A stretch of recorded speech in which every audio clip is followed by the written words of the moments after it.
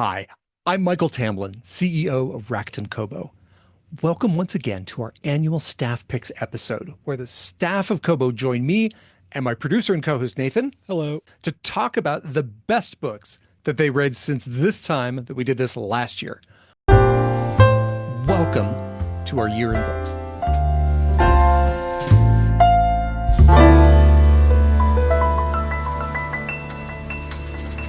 Tell us your name. Tell us what you do at Kobo. My name is Sarah Desiree, and I'm Kobo's accounts receivable specialist.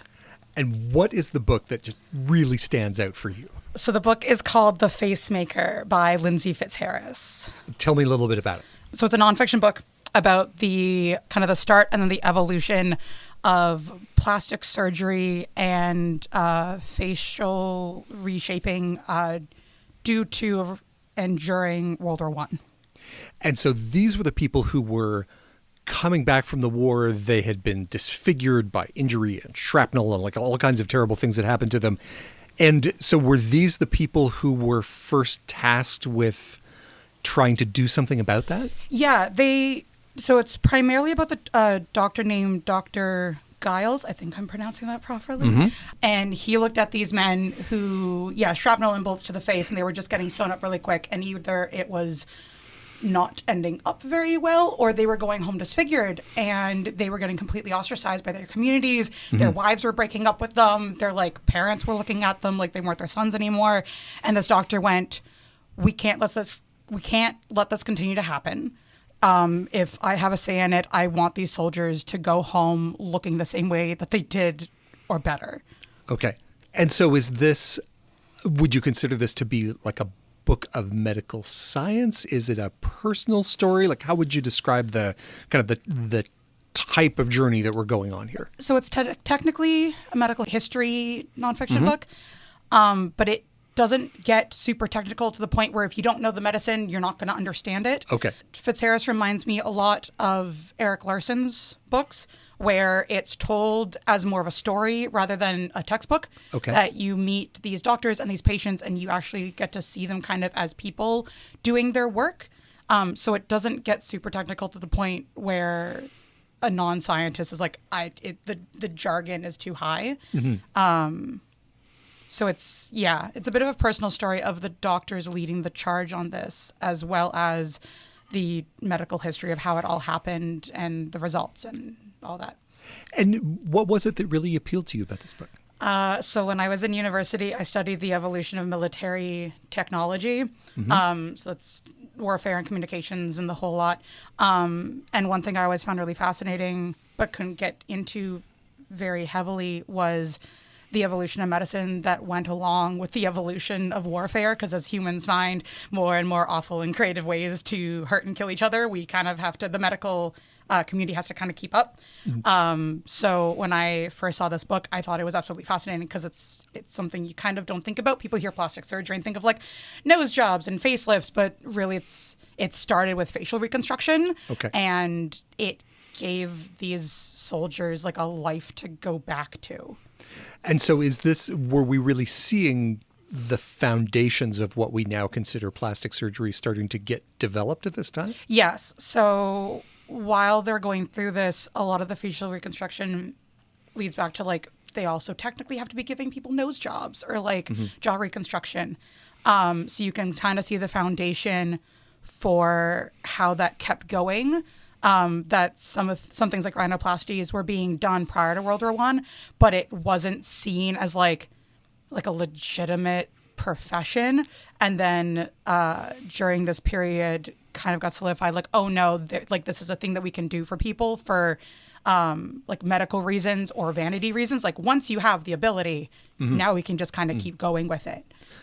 And so one of the things I was wondering as you were describing it was, where's the dramatic tension in this book? But it sounds like some of it is in just these getting accepted as procedures that you could do on people. So that's part of it, definitely. And then part of it leads back into the human experience of it all, of Fitzharris will give you a scene of John Smith is on the front line. He's doing whatever he's doing at war. He gets shot. He gets left in the mud for 3 weeks. His buddies find him. He ends up taking the trek from some battlefield in France to England to now have to go through this procedure, which takes weeks and weeks and weeks. And is it going to be worth it? Is it going to be able to, is it going to like, I don't want to stick. Is it gonna, is it Sure. gonna, Is it going to have the effect they're yeah, hoping is it going to it have will the effect at the end of it? And then you're watching the doctors fail and do better and do better and do better. And in the book, there are photos of the before and the after of these procedures. So what these gentlemen looked like arriving at the specialized hospital in England, and then what they look like after the surgery. Okay. So the tension is definitely like, these are men's lives that we're talking about, and the surgery is either going to make or break them. And how did you find your way to this book? Are you interested in, is it come from an interest in history? Does it come from an interest in medicine? You know, you talked about your own kind of background in military studies. Like, how did you wind up here? So I was trying to remember where I saw this book for the first time, and it was one of two places. It was either a Kobo recommendations carousel. Excellent. Because I wishlist and I buy a lot of history nonfiction, and especially like military history nonfiction books. But it could have also been through a military historian I follow on Instagram. Okay. So it's one or two, or maybe both. And I just kind of saw the title, and I was like, okay, based on like the connection it has to wherever I found it, this looks pretty good. I read the synopsis, went, okay, cool, I need to get my hands on this pretty soon. And then I bought the actual physical book at the Surgeons Museums in Edinburgh, Scotland. Oh, wow. Because the cover's prettier than the one we have in North America. I'm like, if I'm going to buy it, I'm going to buy it here. And then immediately I read it. I was like telling everyone I could about this book. I like made sure that I was like, do our ebooks have the photos and are they good? And Right. then one of my colleagues was like, yes, they're at the back of the book instead of the middle, but we have them and they look great. I'm like, okay, Perfect. I can keep talking about this then. So the book is called The Facemaker by Lindsay Fitzharris. Amazing. Thank you so much. Thank you. I am Ben Dugas, and I'm a product manager. I work mostly on the ebook display reading end of the business. And what is the best book that you read this year? So the best book I read this year is The Secret to Superhuman Strength by Alison Beckle. And tell me a bit about that. What made it jump out for you? So let me start by talking about the book I read before that, which I won't name. And not because it was a bad book, but it was the wrong time for me to be reading that book. So last year, I had started reading this book, I think just after we had had a baby. And it was a very long nonfiction book where I learned a great deal, but took some tangents, took its time telling you what it was telling you. I wasn't sure why everything's relevant. So it was a very interesting book, but it felt like work. And Okay. I spent maybe about 11 months getting through this book, and the last time I spent that long on a book was maybe never. Typically, I get through a book every few weeks. So then I finished that, and then I thought, okay, I need something very different here. I'm also unable to not finish books, so once I've started, it has to be finished. So I thought, okay, I want something fun. I would like, maybe something more visual, autobiographical.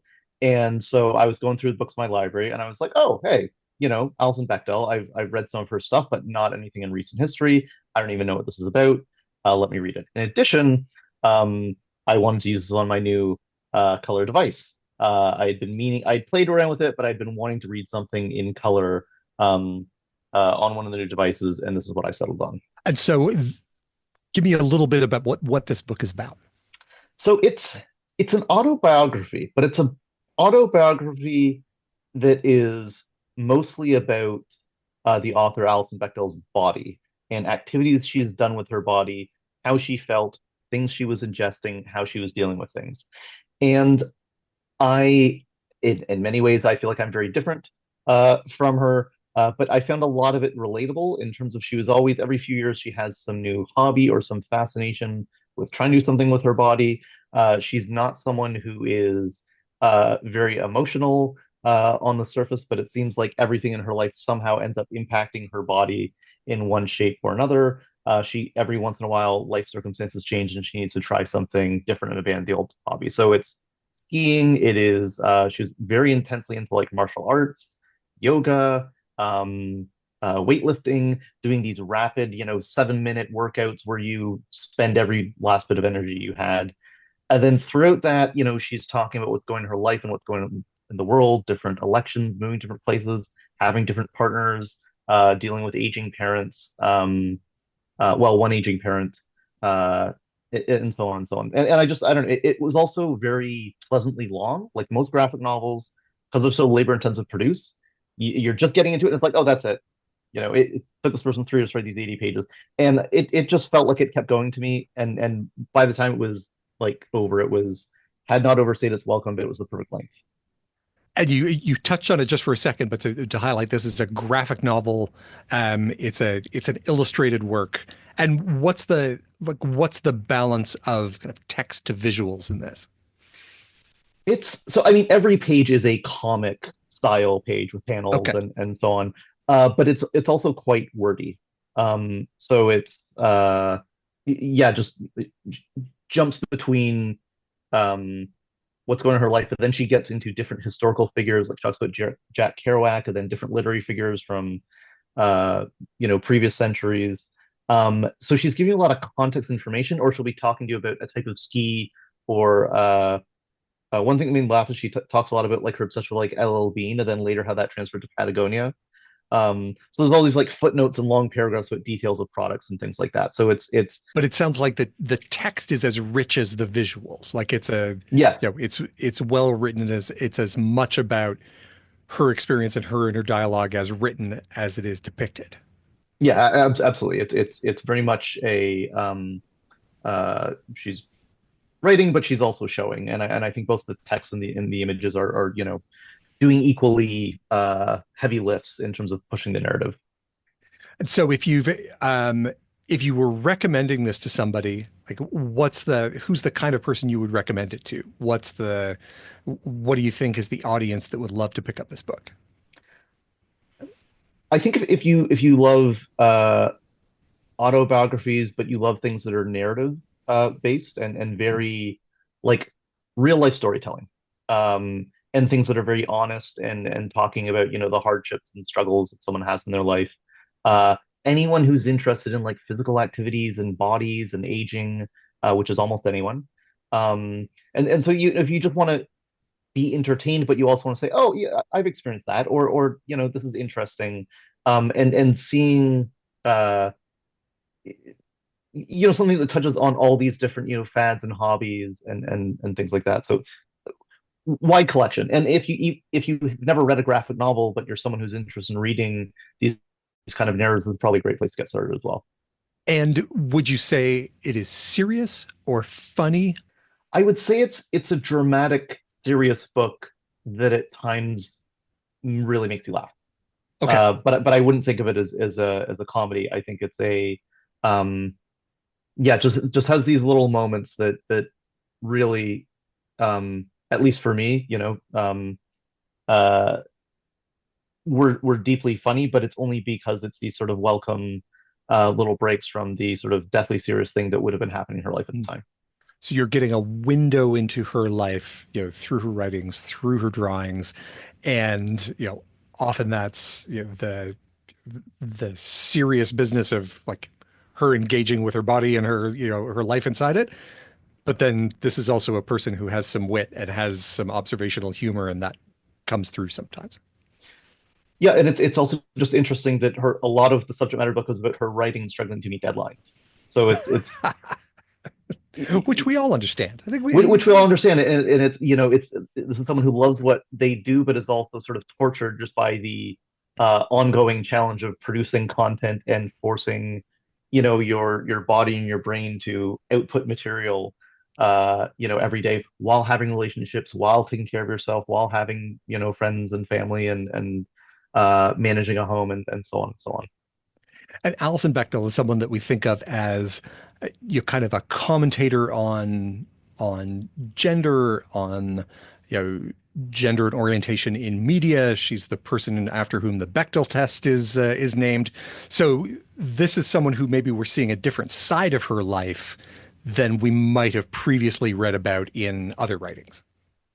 Yeah, and I feel like this book seems to like, of course, it's her work, so a lot of it has to do with gender and identity and things like that. But you could, again, I think that it was a very relatable story to a large, probably to, a large group of readers.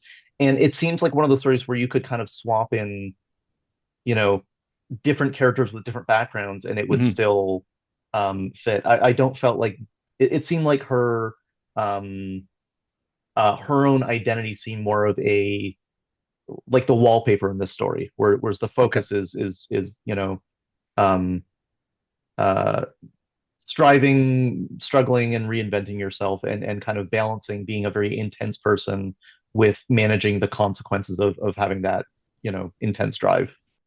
So once again, that is The Secret to Superhuman Strength by Alison Beckle. I am Deandra, and I am the content sales lead of North America, which basically means I'm a bookseller.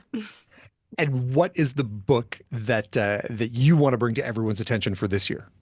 There are so many, it was really hard to choose, but James by Percival Everett was, I think, my favorite book of the year. This book has an interesting premise. So tell us a little bit, like, give us the setup for this. It's basically a retelling of Huckleberry Finn and kind of from the perspective of Jim in the story, but he's James in this book.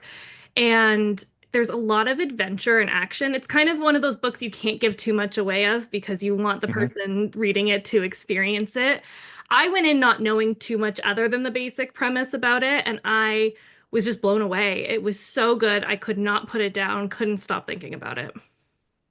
And is it one of those books that grabs you right away and yanks you Yeah. in, or do you have to sort of settle into the rhythm of it? It's a little bit of both. It definitely grabs you and you want to keep reading, but it does also draw on some really heavy subjects. So you kind of need to take that time to really let things sink in and what the story is trying to tell you. But he writes so beautifully and it was much funnier than I thought it was going to be. So for a book that has a lot of serious parts of it and is dealing with these serious subject matters, there were parts I laughed out loud too. And there is a lot of adventure in it as well, which surprised me. I didn't think it would be like that, but each chapter, each page, you're in a new place with new people and discovering new things with the characters. So that makes it a lot of fun too. And it's as a retelling of Huckleberry Finn, and we're talking about Jim, the companion of Tom Sawyer and Huckleberry Finn in the original story. Is this a person who just takes on a completely different character and like different dimensions than what we know from the original? I think so. I'm going to be honest that I never read Huckleberry Finn. So, So you just like skipped over Mark Twain and you're like, whatever. Tell me about this one. so yeah, I just skipped over the original and was like, this is probably gonna be better, you know? We're in new times. This is the era I want to read about. Well, you answered my next question though, which is, do you have to have read you Huckleberry know what? Finn No, you in order don't. to enjoy this book? And apparently the answer is no.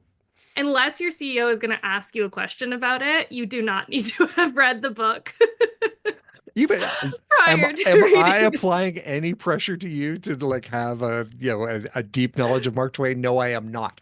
Um, As soon as you but started that question, I was like, oh no, I oh don't know the no, answer to this.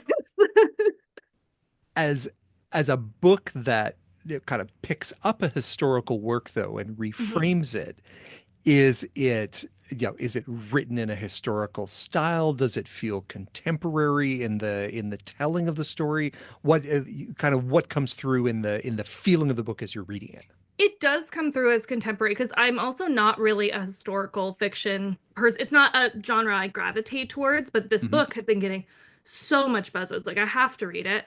And yeah, again, it's all just his writing. His writing is so sharp and quick that it really draws you in, and he's very good at transporting you to the place. So even though it's Mhm. historical, You feel like you could just easily be there, and you know exactly what he's talking about. You can picture everything.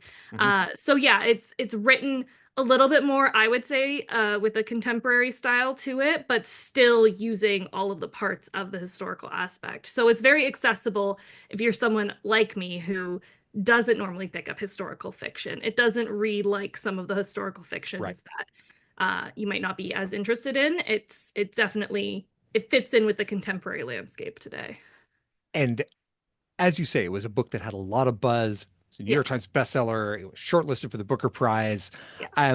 How did you find out about it? Like, how did it first land in front of you? I would see, I mean, as a bookseller, I get sold into the what books are coming out from the Mhm. publishers. So I probably first heard about it last year. And then Percival Everett wrote the book that the movie American Fiction was based on. So he was in the news a lot last year as that movie got buzz and was nominated for Oscars and stuff. So he was on my radar a bit from that. And then it was, oh, his new book's coming out. So it kind of was on my list, but not priority again because it was historical. I was like, I'll get to it. But then I just kept seeing it in the news and in reviews and critics and like best of the year so far books. And I was like, okay, I need to just do it. And funnily enough, I had just finished reading Colored Television, another great book by Danzy Senna. And she is the wife of Percival Everett, which I did not realize. And I finished her book, and on, your Kobo, just immediately go to the next book. And I was like, you know what? I'll finally get to James now. I'll do it. And his first like dedication is like to Danzy. And I was like, well, how many people are named Danzy? This must be the same person. And I did some quick Googling, and sure enough, I read a husband-wife duo unknowingly, back to back. And that was a lot of fun. Very different books. And the only thing that makes me happier than the fact that you just kind of like rolled from one half of a couple to the other is that our recommendations actually delivered that to you the way it was supposed to. So that's, Yes. that warms my heart. And it sounds like the publisher knew they had a hit coming up. Hmm. So this was a book that they were really excited to bring to the market even before the critics got their hands on it. Oh, absolutely. It was one that they assumed was going to do as well as it did. And I'm glad to see it getting the accolades it definitely deserves. I'm all on board with that. So when it's been on the top of those lists of like the top 10 books of the year and so forth, I'm so happy to see it there. It's one that like no worries about agreeing with it. Definitely belongs there. Well deserved. So if you have a person who likes being kind of in the thick of the literary conversations of the Hmm. year, this is a book that you could hand to them. Definitely. And it's not inaccessible. Like, I think, sometimes you see these literary books come to the top of the list and you're like, that's just going to be tough to get into. But like I said, his writing is so easy to read while being beautiful and literary at the same time. It makes it accessible for honestly everyone. And it has some adventure. Like Really does. this is not people just sitting in a room talking. There's No, you are constantly on the move with these these characters. amazing. Okay, one more time. James by Percival Everett. Thanks so much, Deandra. Thank you. Hi, this is Samuel Shadowitz. I manage the financial planning and analysis team here at Kobo. The book that absolutely captivated me this year is called The Book of the New Sun, written by Gene Wolfe. So what was it about this that just made it the book you want everybody to know about? Well, okay, truly, this is, in my opinion, a fantastic book. I'm a huge fan of science fiction and fantasy. For me, this is the best book ever written. There's honestly so much I could say about this book. Wow. It's really great. It's an epic science fiction fantasy story with a really strong moral core that has so much that you can unpack and really sink your teeth into. So there's very few things that I have bad to say about this book. And so to put this in perspective, because you're talking about science fiction and fantasy, and then you Mhm. say this is the best book you've ever read, everyone's going to say, "Well, have you read this one?" So so tell me about some of the other books that you're comparing this to, to say that this is the best one you've ever read.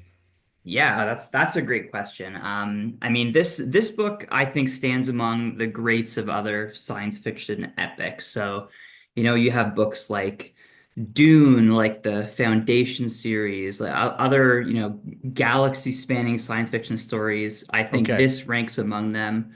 But it's very different in many ways. It's really a unique experience, and it's certainly not the book for everyone. But I think it stands among those greats. Give me a little snapshot. Like what's the, little bit about the story and what was it that hooked you about this book? Yeah, yeah, absolutely. So, at its surface, this is a science fiction fantasy story that takes place in an unrecognizable Earth near the end of its days. The sun is dying, the world is coming to an end, which sets the stage for the story of one man, Severian, and his journey from an innocent but flawed boy to the savior of humankind. But I think what's truly interesting about this book is it does not follow a traditional hero story. We have a very flawed main character who goes through a dark journey to a place where he becomes not necessarily a heroic figure, but a slightly better person. But that's really only the surface level of this book. Once you peel back that surface, you get to a very interesting moral core that tells the story of that makes us question our own morality and wonder what it truly means to represent mankind and what qualities that someone who represents us should bring to the table. So I think it's very interesting, but it also is a very difficult book. And one thing it's known for is the story is entirely told from the perspective of this character. So that introduces what we call a situation of unreliable narration, which adds a whole other layer of interest to the story. So truly, truly very interesting. Lots to sink your teeth into if you enjoy this type of story. But it's one that really demands your focus and attention as a reader. One that I only truly enjoyed after reading through the entire four-book series twice. So definitely one I would encourage everyone to try, but you should know what you're getting into. With some of the books that you mentioned as comparable, whether we're talking about Dune or we're talking about Asimov's Foundation, you're dealing with either huge spans of time or gigantic galactic political epics. Does this have aspects of that, or is this a more personal journey? It is a more personal journey at that surface level. It Okay. doesn't span quite the same time frame at face value as these other works, but once you begin to piece together certain hints, there is a story at play that does span generations, galaxies, but it's not immediately clear, which I think is Okay. part of the interest and the intrigue of this book. There's certainly that level of story there for those that are clear. But Gene Wolfe as an author really challenges the reader to find those details for themselves, and there's a lot of reading between the lines to get to that underlying story. And so it sounds like this is not a story where everything is just laid out for you and is, being fed to you. You have to be curious, you have to remember details, you have to kind of piece together the bits that are, the breadcrumbs that are spread for you. Absolutely. Absolutely. And you're talking about a time period where at the end of the lifespan of Earth, the sun is near dying.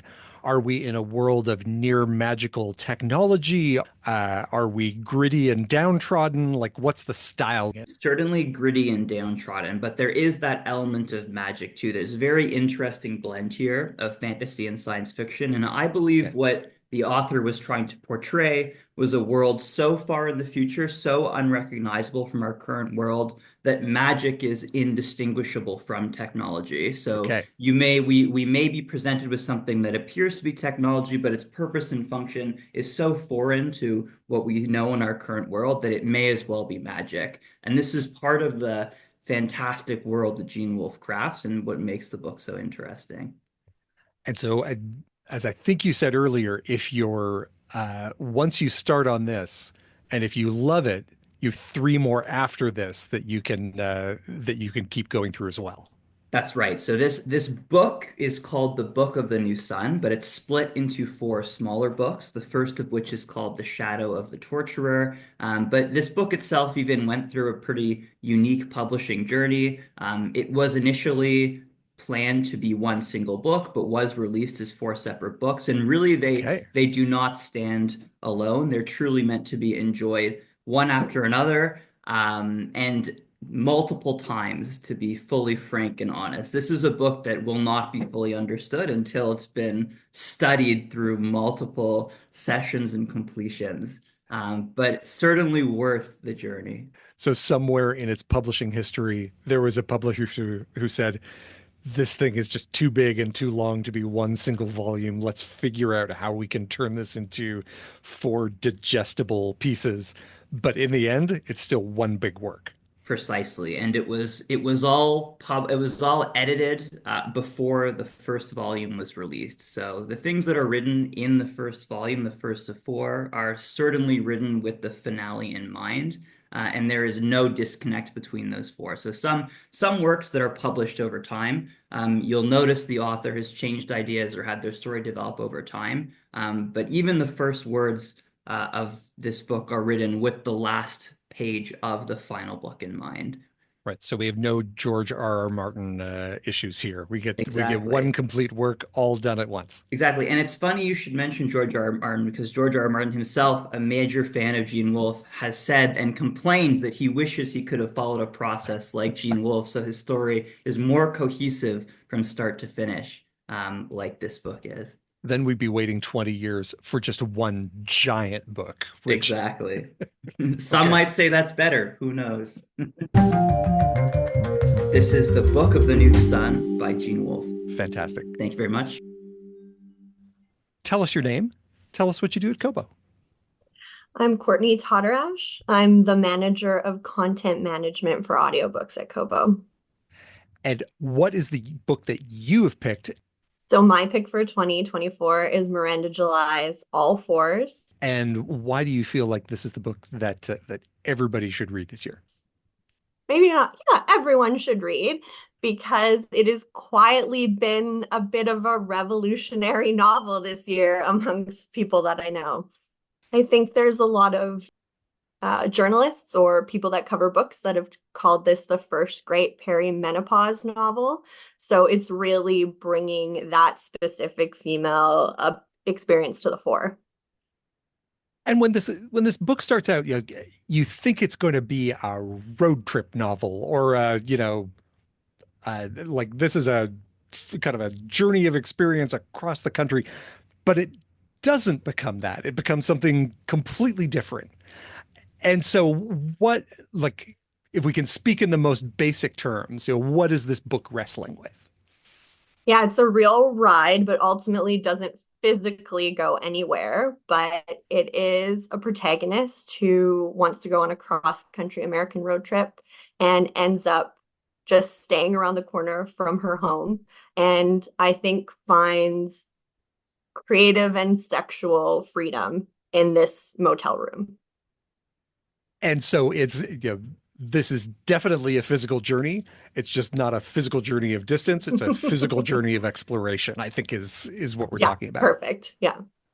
And Miranda July is a multimedia artist, is, kind of sometimes a social commentator, sometimes a filmmaker. Where do you see this fitting in all of her work? I think that most of her work maybe has a through line of talking about these little female experiences that we don't necessarily talk about openly or don't get a lot of coverage or feel like they're a bit hidden. And I also think that every book that I've ever talked to you about on here is about those little female stories. So that's my through line too. Excellent. Well, and she's also someone who does, it's like she has this slightly oblique view of the human experience. So you're always going to get something really interesting when she decides to pick it up and turn it into a story. Yeah, absolutely. This is her second novel. I loved both of them, but it is nothing I ever expected you never know where you're going, and yeah, you're a little changed afterwards for sure. And and so how did you find out about it? Like how did it first land on your desk? I follow her. So, like you said, she's multidisciplinary. I just follow her on Instagram. So, and I love book lists like that we have on our, blog, everything like that. So that was sort of mentioned. Miranda July has something coming down the pipeline. So I immediately was excited, kept watch on that. Yeah. So if you were going to give this to somebody else, like who's the person who you'd want to be a recipient of this book?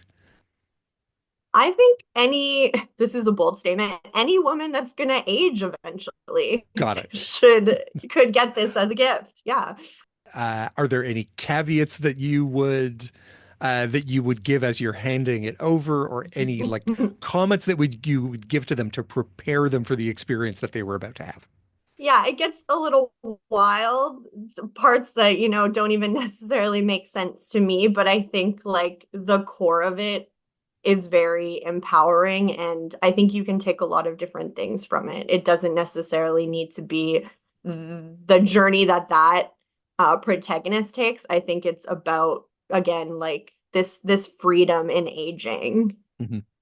So you're going to find this emotionally resonant, and you're going to find these characters interesting, regardless of whether this is your time of life or if this is a time of life that you could be going through 10 or 20 or more years from now. Yeah, it's prepping me. It's walking me through, I think. I was hoping that somebody was going to push this one forward because it's I like last book I loved. This one seems great. I haven't gotten to it yet, so I'm really excited. Someone had to talk about it because I do think it was like culturally something. Yeah. Every perimenopausal woman that I know has either gotten this book, has heard about it, is about to read it, or has heard that it has like important things that they need to know. So like it's Yeah, in the fluctuating estrogen zeitgeist right now. Like absolutely. We're all just quietly passing it around, or group chats, all of that. Yeah. I bet. That is All Fours by Miranda July. Thanks so much, Courtney. Thank you. My name's Tara Kremen, and I'm the director of Kobo Writing Life.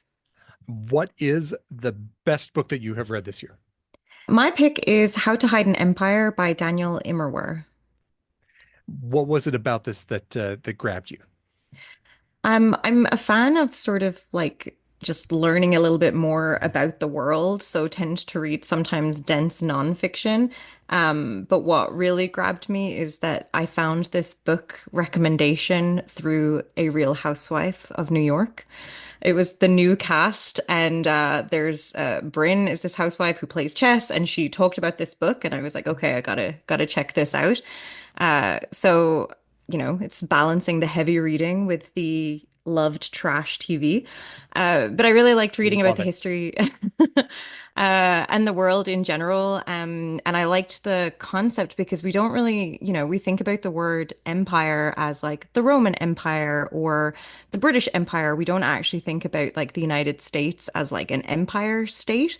And Mhm. that book really questions it. And it kind of, it just really talks about the history of the states and sort of like the smaller island nations that they have sort of, absorbed as part of their nation.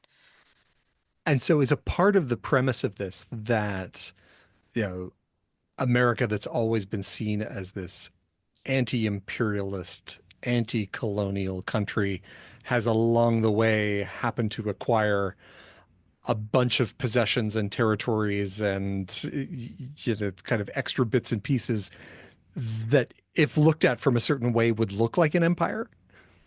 Exactly, exactly. It talks a little bit about like how the map that we think of as America, they refer to it as the logo map, whereas actually if you were to include a lot of the smaller nations, it would be not this neat fit into one box kind of map, which I think is so interesting when you're thinking about like branding of a country and especially in like a globalized world.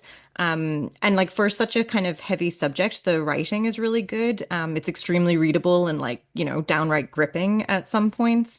And it just talks about how like it's very much driven by whatever is the item that is sought after at the time, like beginning with when guano or was what was really sought out first. So going into those islands where you can get that resource and things like that. And yeah, just a different way of kind of seeing the world. And it's just funny that we don't consider it an empire when it probably should be. And is this a fairly broad historical sweep then? We're looking at this from the very beginning of the US until essentially today. Yes, yes, yeah. And I'm curious, I have to ask, how did this come up in the context of the Real Housewives of New York?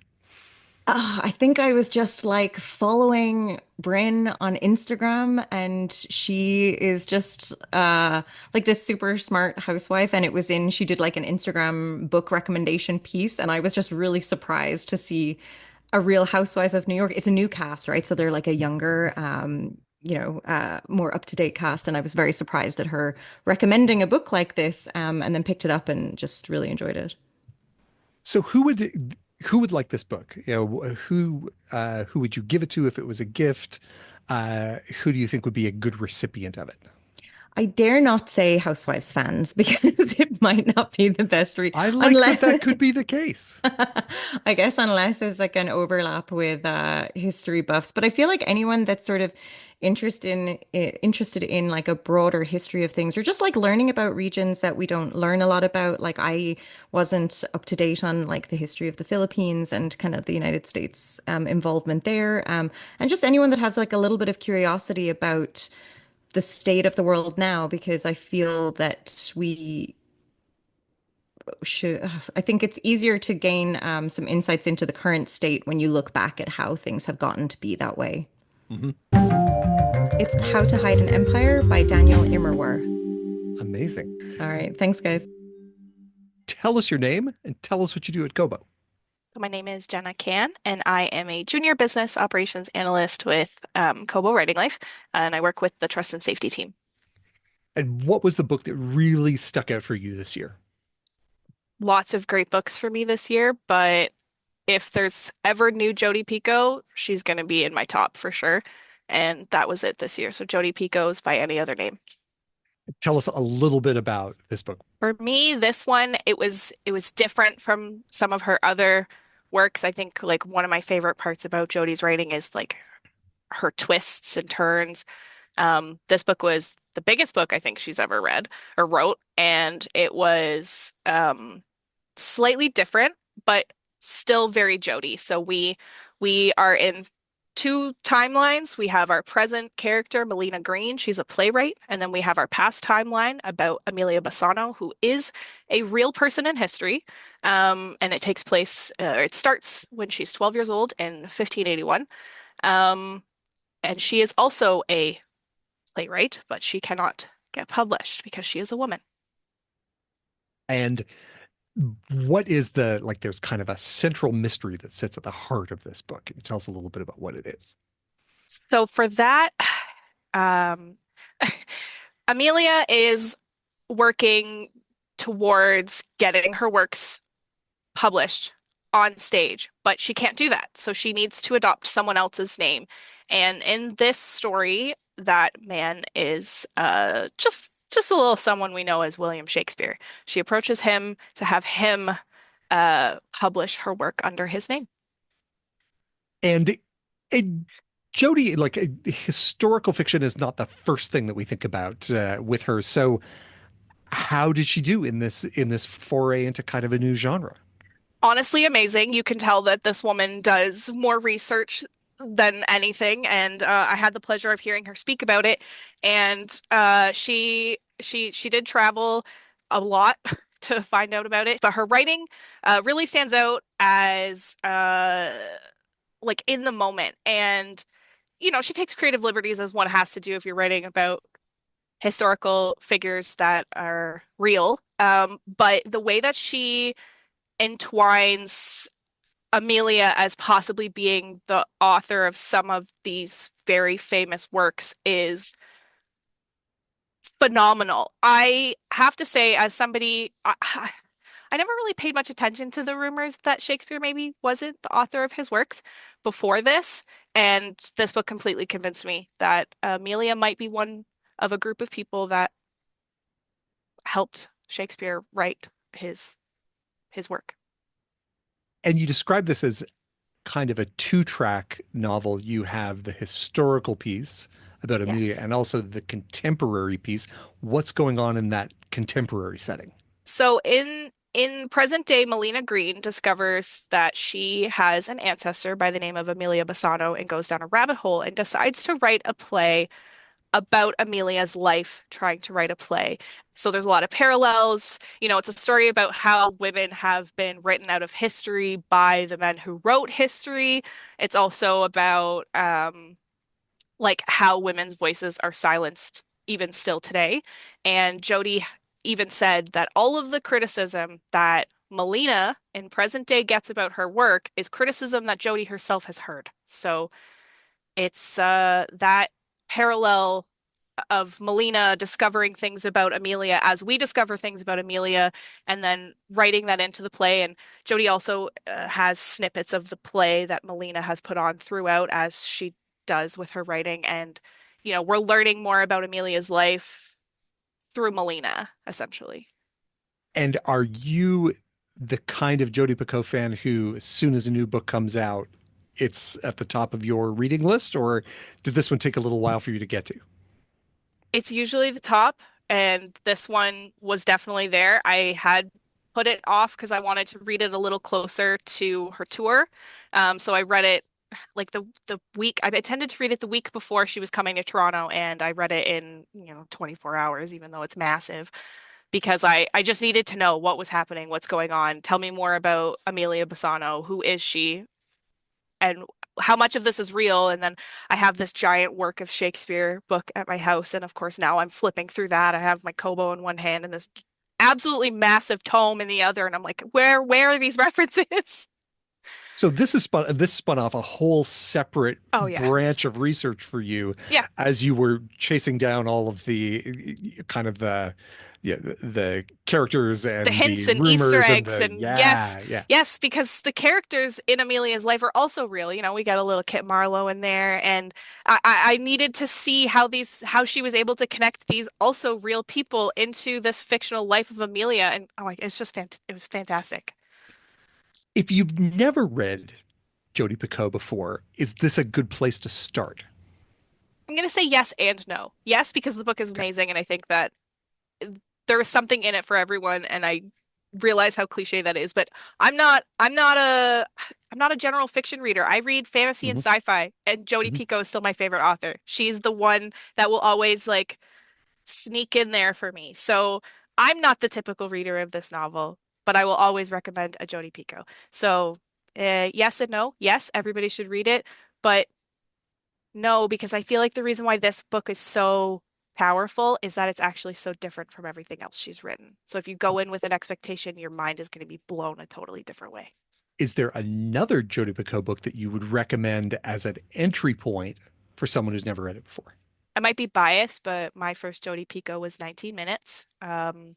It was suggested to me by my teacher in high school. She pulled me aside and said, Uh-huh. "Hey, this no, new Jodi Picoult book came out. It's called 19 Minutes. I think at your reading level, it would be really good for you to work on for your independent study." And I was like, "Okay." I'd never heard of her before. I was like, I don't, 15. How old are you in high school? I don't know.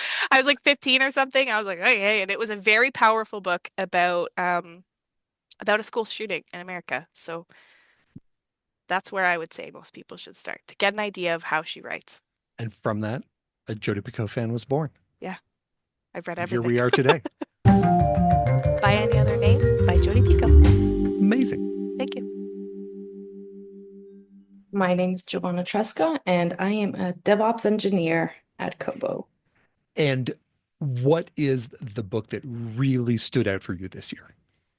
So, among the 102 that I have read this year, the one that basically made me read again is Rebecca Yarrow's Fourth Wing. Now, this is a book that has been everywhere, top of bestseller lists. It's been like underwriting the economics of some big publishers, and a gift to book retailers. What was it that made you love this book?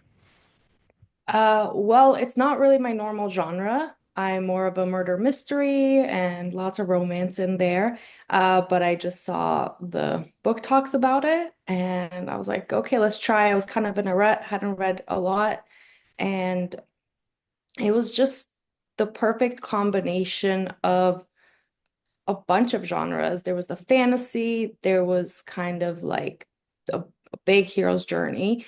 And there was also like a good amount of romance to keep that side of me satisfied. And it just seems kind of like a Harry Potter, a Game of Thrones, where those ones come around once in a while and they kind of perfectly bridge a bunch of different interests in me. So, yeah. So I want to go back to how you discovered this book for a second. So you found this through Book Talk. Are you do you get served up a lot of books and this one stood out, or was this one that somehow made its way into your algorithm? Yeah, I actually wasn't too much into the book talk. Now it's a lot more because I seek it out. But I saw a known influencer and it was just her reading this and her expressions while reading it. And it really was kind of like, nah, I'll try this one. Got it that week. And there wasn't that much research going into it actually. So Mhm. it worked out. So as someone who doesn't normally read fantasy or romantasy, and this book can kind of fall into both of those genres, as someone who's normally like a crime and mystery reader, did it take you a little while to hook you, or right away did you know this was a book you were going to enjoy?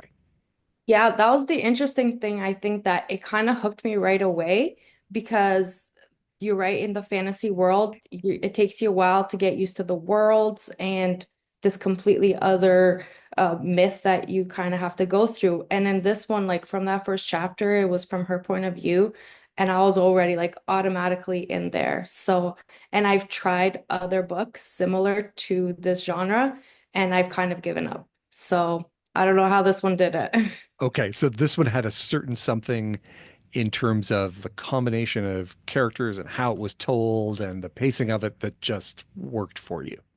Yeah, for sure. Like I remember sh it just started with her giving us enough information of where we were in the book and just the beginning of their nomination day or whatever they call it.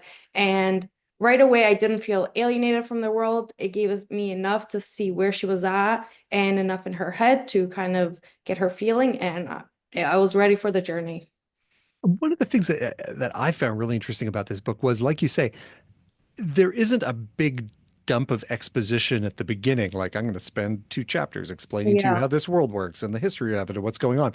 You really do fit the little bits and pieces together along the way to understand what's going on here. And, it is a book about dragons and, sort of mysterious training schools that you get selected to go to. Like, it has all of the good, uh, kind of like YA to adult bridging books that have been so popular over the last 10 or 15 years, but there's something about it that just grabs people and pulls them in. And so did you read both Fourth Wing and Iron Flame more or less back to back? Yes, I think the first one probably took me a week. The second one probably took me even less. So I've been chasing that high ever since I read them and haven't found it. And they're not short either. They go on for a while. Yeah, yeah. When I told my husband, he's like, I don't understand how you did that, but I am that kind of person that once I'm into it, I will read all of it. So it didn't stand a chance. And you said 102 books this year. Is that a big reading year for you, or is that pretty standard? No, I think maybe 2 years ago I got up to like 30 something, and that was definitely an accomplishment. Like I enjoy reading, but got to be in the mood for it. And then I read this back in February, and now I'm just trying to find that next feel it. Okay. So this Yeah. is a book that's kicked off just a reading binge that's been going on all year. Yes. Yes. Nothing's come close, but we're still going. Amazing. Okay. So one more time, give us the name of the book and the author. Fourth Wing by Rebecca Yarros, and the third one's coming up, so very excited. I am Kristen, and I am a manager on the campaign services team. And what is the best book that you read this year? Yeah, Writers and Lovers by Lily King. What was it about it that made this one really stand out for you? So I loved her writing. I like sunk into this book not really knowing what to expect, and I found that her prose was just so engaging. Like I was thinking about the book when I wasn't reading it. I wanted to get into it as soon as I finished work or when I had some spare time.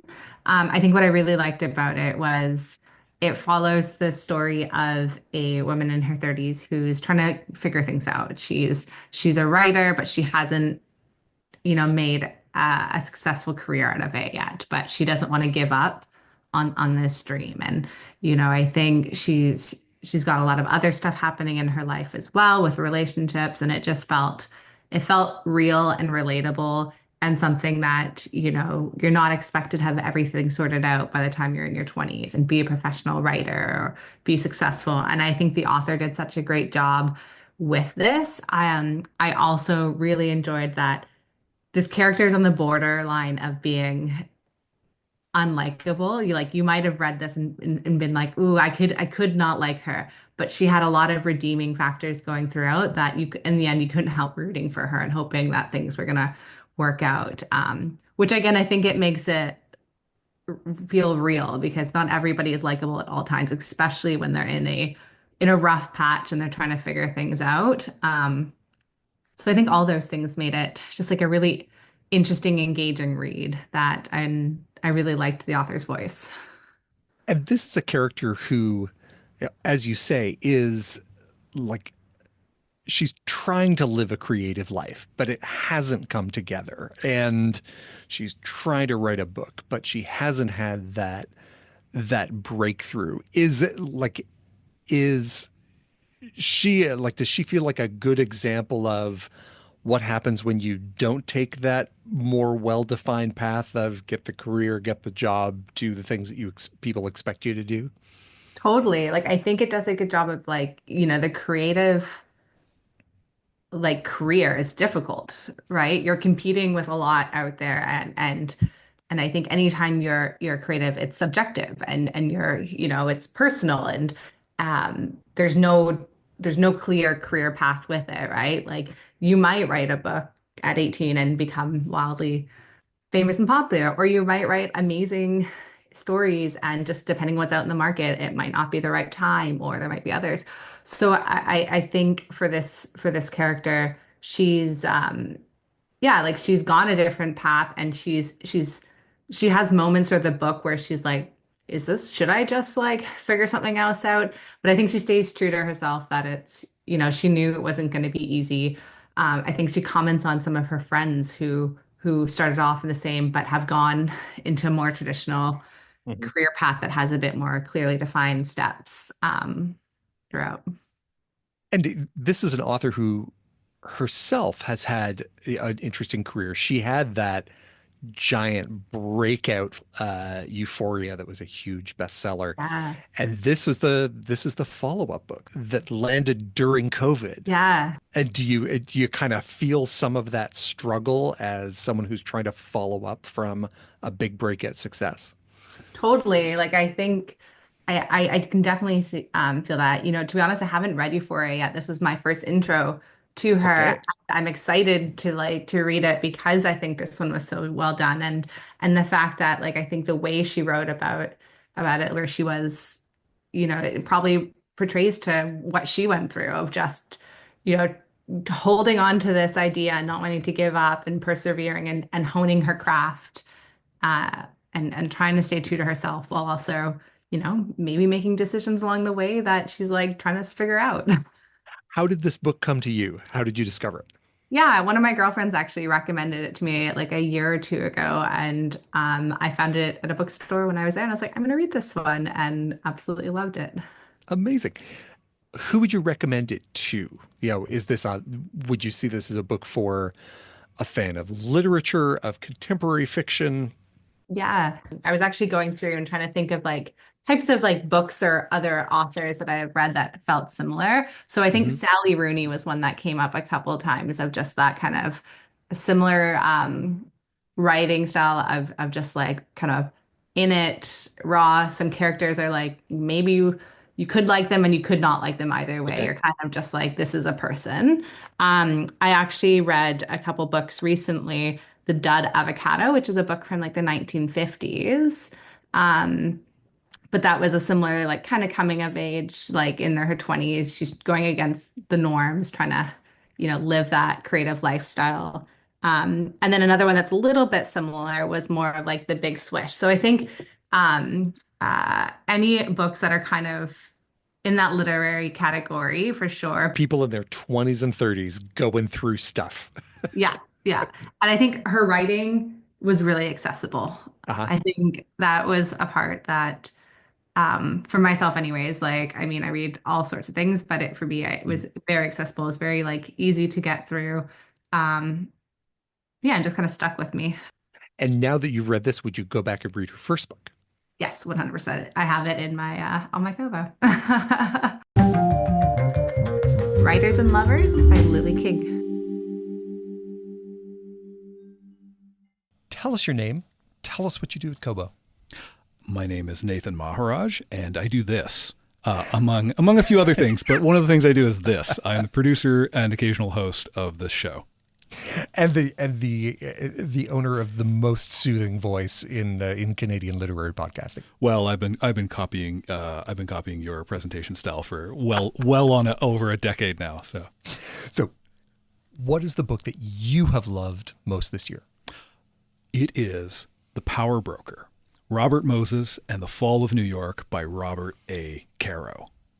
Now, this book is, considered both like a masterwork of investigative journalism. It's about the history of a city. It's about the biography of a person. Like, what was it that made this book like something that was your best book of the year? It's a book that's kind of been on my radar forever. And I think I've got all the priors for it. I mean, I love, the podcast 99% Invisible, and that comes to bear on how I got to read it this year. But it's just one of those books. If you enjoy nonfiction, like if it's something you slip into like a warm bath, Caro's prose for 50 years now from this book has stood as like one of these towering achievements of, as you say, not only an incredible work of investigative journalism, but he is a prose stylist. It's like, what if Dickens could only write true things that he had actually found in the archive? So as he's rattling off a paragraph of incidental items to give you a flavor of a street where Jewish families have been living for decades, and their tenement buildings and the bakeries and the jobs the men go off to and the women raising the kids and the traffic and for him to list these things, you realize, he had to make that assertion. That was probably like that half line on the page, that was probably an afternoon's research. And so this whole paragraph may have been a week. And it's just full of stuff like that, where he's giving you color and texture. And he's doing it all in service of informing us about this person, Robert Moses. Now, you touched on it for a second, but describe how you found your way to this book. So the podcast 99% Invisible, hosted by Roman Mars, is about design. It's about design everywhere, design that we don't think of. And kind of design in its broadest definition. Broadest sense, just where a human being made a decision about how the world will be. Maybe it's about the built world. So this is one of those like books that's about a person who made so much of the built world. He did it specifically in New York City. But the things he did had impact so broadly, and he was manifesting ideas that came from elsewhere. So The Power Broker is just one of those books you have to reckon with at some point if you really do love cities and urban life and design. And what I find so interesting about this book is how it's having this renaissance as a result of the podcast 99% Invisible, which has been taking a very measured, meticulous journey through the book, sort of 2 or 3 or 4 chapters at a time, month by month, the host Roman Mars and a different guest every time. And Elliot Callan, fabulous comedy writer who keeps it light, who's on his 3rd reading through this book somehow. Yeah. And so through this, you're both getting different people's appreciation for Robert Caro, the journalist and author, different interpretations of Robert Moses, the urban planner, Machiavellian civic manipulator. What are you saying, Michael? He was just a parks commissioner. And then also this deep appreciation for the evolution of the built environment of New York and the 5 boroughs, because that, as you say, that was kind of his official role, was I am the parks commissioner of the 5 boroughs of New York, which means I can build giant bridges and jam freeways through neighborhoods. Well, the way he got to that, there's one chapter title that stands out to me, and it always will, because it's called The Best Bill Drafter in Albany. And this is a title that New York's mayor, Al Smith, very much a man of the people. If you had to describe him in one sentence, he is a man of the people, and not like phony man of the people. He was really a retail politician who understood what it was like to be hard scrabble, and he somehow found his way into being the mayor. And he somehow was friends to Robert Moses, who was very much a son of privilege and an elite by any measure. The best bill drafter in Albany is what he called Moses, because these two men in alliance got so much done because Moses was really great at drafting bills. And so what does it mean to draft a bill well? He would draft it to his purpose. The bill would be reviewed by everyone who needed to review it, and nobody would notice that this part that looks highly technical, and I'm sure there was some reason for it, but anyway, it looks fine. Watch out. A year later, Robert Moses reveals that in fact, that piece there that you thought you had a sense of, that's actually a door. And he's going to open it up and walk through it in a way that no unelected official could walk through a bill. And he does it time and time again. He gets the better of all of these politicians because he was not a politician. He ran for elected office one time. He lost and decided he was done appealing to the public. He preferred power that he could exercise over elected officials to having to curry favor. Mm-hmm. And in this, you get some amazing historical face-offs. You get, he clashes with Franklin Delano Roosevelt. Large and small, like all of these different figures come into conflict with this man who seems like an irresistible force. He is, yeah. And it's one of what really draws me to it is there's a lesson I feel like we're always having to learn over and over again, which is the tool we put in the hand of the guy we're cheering for.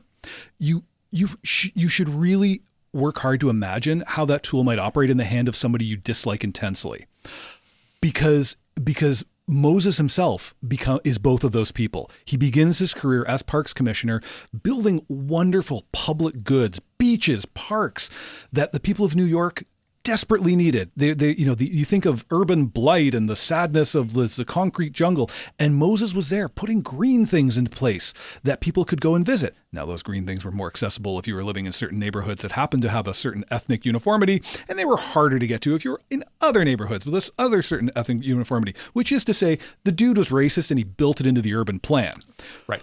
But that only emerged as the building happened, and that was one of those signs that began to reveal that this wonderful reformer, this champion who would bring these things to these poor people, he's not fully benevolent. And as time goes on, and he is amassing power, and he's proving himself so adept at getting his way, the people who championed him realize, oh, he's actually horrible, and he's evicting people. 18 months. 2 years in advance of building a freeway. So they're like given 90 days notice to leave an apartment and go, where? I mean, it's actually kind of like how it would feel today to be thrown out of your apartment. Where shall I go? And Caro just does a marvelous job of giving you Moses, the manipulator, the Machiavellian agent, and then taking you down to street level of like, so let's talk about the apartment that had to be vacated, and let's talk about where those people went. And you've come to this through an audiobook. I have. As like the book itself is a doorstop. I don't know what you call the audio equivalent of a doorstop, an earstop. How has it been going through this listening rather than reading? It's a testament to Caro's literary skill that it just goes down so smoothly in audio. Like I say, it's like Dickens. He's got such a command of not only the subject but also voice. Every sentence works. Not to add another Robert to this stew, but Robert Gottlieb, his editor, truly, like, the collaboration and trust that he had in Caro. It's so evident because this is such a big book, which means it could have been an even bigger book, because no big book is only a big book. Every big book is like 3 of them, and it had to get hacked down to size. Apparently this book tested the limits of like what could be physically bound in print. And it's a marvel. It's a wonderful thing to listen to. The ebook has only just been made available because it was actually quite a difficult thing to turn digital, given that it's its 50th anniversary. So 1974 is its original publication date. And as someone who came to this book originally through the podcast, would you recommend that as a companion for someone who is navigating this book? I would, yeah. It helps to know that you've got a break coming. It helps to know that, like, we're gonna sit for a second and we're gonna digest this, and then we're gonna move on, because you can miss things. It's like 1,000 pages, 1,100 pages. There are whole chapters that could have been entire books on their own about, like, Moses's brother, who turned out to actually be a great civil engineer, but because of essentially sibling rivalry, he couldn't get a job in New York.